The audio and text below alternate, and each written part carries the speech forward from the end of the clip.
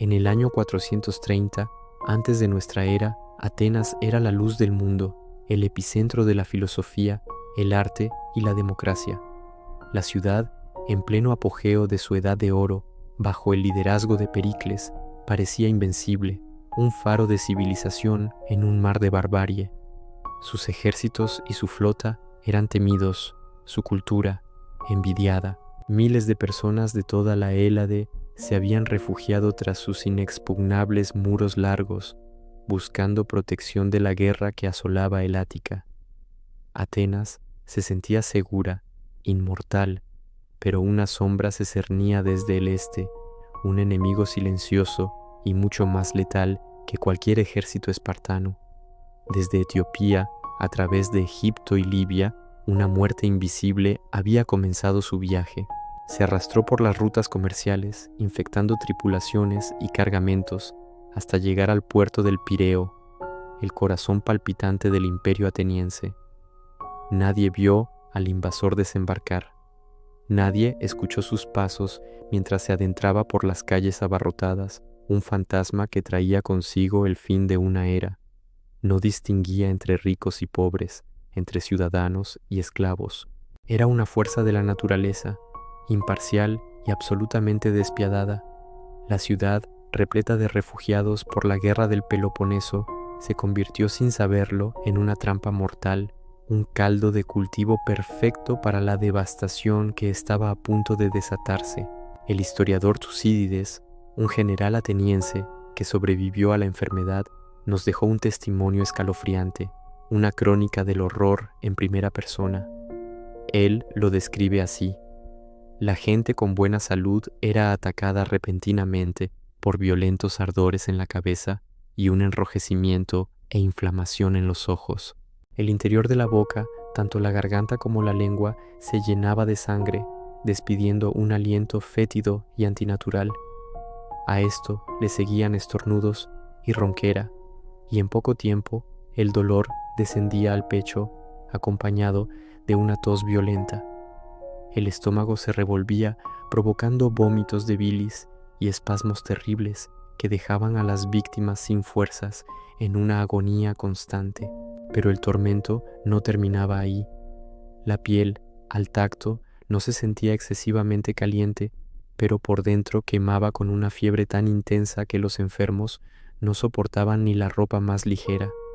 Desesperados, buscaban alivio lanzándose a tanques de agua fría, un impulso fatal que a menudo los mataba al instante.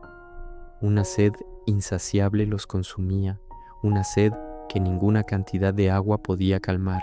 Yacían en el suelo, desnudos, atormentados por un calor interno que los devoraba vivos, y si lograban sobrevivir más allá de la primera semana, el mal atacaba sus extremidades. La gangrena se apoderaba de sus dedos, de sus pies e incluso de sus genitales. Algunos, para poder vivir, tuvieron que sacrificar partes de su cuerpo. Otros perdieron la vista por completo, y hubo quienes, al recuperarse, no recordaban nada, ni a sus amigos, ni a su familia, ni siquiera quiénes eran. Habían sobrevivido a la plaga, pero habían perdido su propia identidad. La ciudad se sumió en el caos. Las leyes humanas y divinas perdieron todo su significado frente a la omnipresencia de la muerte. Los hombres, viendo que ricos y pobres perecían por igual, decidieron entregarse a los placeres del momento, gastando sus fortunas con la certeza de que no vivirían para disfrutar del mañana. El miedo a los dioses se desvaneció. ¿Por qué temer un castigo futuro si la sentencia de muerte ya había sido dictada para todos, piadosos e impíos por igual? Nadie estaba dispuesto a perseverar en lo que antes se consideraba honorable, pues la recompensa era incierta y la muerte casi segura. Los rituales funerarios, sagrados para los griegos, fueron abandonados. Los cuerpos se apilaban en las calles, abandonados a su suerte, pudriéndose bajo el sol. Las familias, desesperadas, arrojaban a sus muertos en piras funerarias ajenas, profanando los templos y los lugares sagrados con cadáveres. Los perros y las aves de rapiña, que se daban un festín con los restos, también desaparecían muriendo tras alimentarse de los infectados.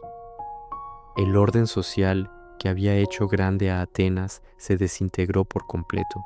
La plaga no solo aniquiló a la población, sino que destrozó el alma de Atenas.